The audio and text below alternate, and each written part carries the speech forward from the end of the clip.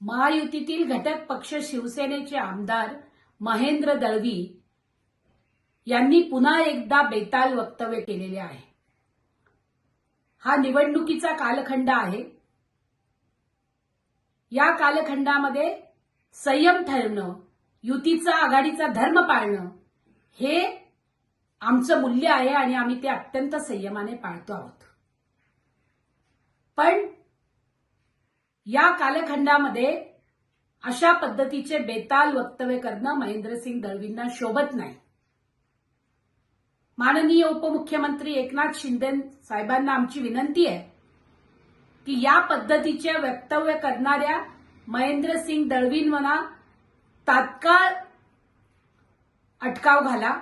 आमचे प्रदेशाध्यक्ष खासदार सुनीलजी तटकरे यांच्यावरती वेळोवेळी केलेले वक्तव्य आम्ही इथून पुढे खपवून घेणार नाही।